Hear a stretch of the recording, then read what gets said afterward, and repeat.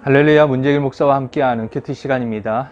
오늘의 말씀은 잠언 16장 10절에서 15절입니다. 먼저 말씀을 듣도록 하겠습니다. 하나님의 말씀이 왕의 입술에 있은즉 재판할 때에 그의 입이 그르치지 아니하리라. 공평한 저울과 접시 저울은 여호와의 것이요 주머니 속의 저울추도 다 그가 지으신 것이니라. 악을 행하는 것은 왕들이 미워할 바니 이는 그 보좌가 공의로 말미암아 굳게 섬이니라. 의로운 입술은 왕들이 기뻐하는 것이요 정직하게 말하는 자는 그들의 사랑을 입느니라. 왕의 진노는 죽음의 사자들과 같아도 지혜로운 사람은 그것을 쉬게 하리라. 왕의 희색은 생명을 뜻하나니 그의 은택이 늦은 비를 내리는 구름과 같으니라.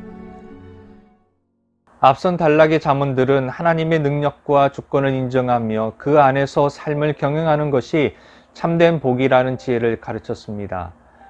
오늘의 본문은 왕에 관한 지혜들입니다. 왕은 피조물 중에서는 가장 강력한 권위와 힘을 가진 존재입니다. 그래서 당시 다른 나라들에서 왕은 신격화되기도 했습니다. 하지만 잠언은 하나님의 뜻 안에서 왕의 의미를 살핍니다. 왕이 그런 권력을 가지게 된 것은 하나님께서 그를 통해 공의가 이루어지기를 바라셨기 때문입니다. 왕의 존재의 의미가 하나님을 대리하여 판결하는 것이니 그의 판결은 공정해야 합니다. 또한 정확한 판단을 상징하는 저울에 하나님의 뜻이 담겨 있음을 그는 기억해야 합니다. 하나님처럼 그도 악을 싫어해야 합니다.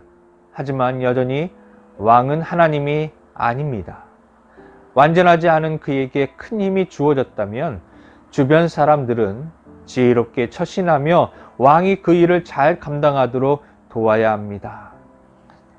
오늘날 절대 권력을 가진 왕은 존재하지 않습니다. 그럼에도 불구하고 우리가 이 말씀에 귀를 기울여야 하는 이유는 모든 권력은 같은 속성을 가지기 때문입니다. 인간이 타인을 힘으로 지배하는 것은 본래 하나님께서 뜻하신 바가 아닙니다. 인간이 타락하여 모두가 자기 주장만 앞세우는 상황에서 권력자의 등장은 사회적 평화를 위해서는 불가피한 일이었습니다. 오늘날 왕의 권력은 분산되어 평범한 개인에게까지 흘러와 있습니다. 우리는 가정에서, 직장에서, 또 교실에서, 교회에서, 그리고 마을의 공동체에서 다른 사람들이 위임한 크고 작은 권력을 가지고 있습니다. 그리고 그 위임은 궁극적으로 하나님께서 허락하신 것입니다. 그렇다면 그 영향력을 우리는 매우 진지하게 여겨야 합니다. 우리의 권력 행사가 저울과 같이 공정하지 않다면 우리는 하나님께 죄를 짓는 것입니다. 우리는 우리의 영향력이 다른 사람을 죽이고 살릴 수도 있음을 기억해야 할 것입니다. 기도하겠습니다. 연약한 자에게 권력을 맡기신 하나님, 힘을 남용하지 않고 두렵고 떨림으로 주님의 뜻을 이루게 하시옵소서. 예수님의 이름으로 기도합니다. 아멘.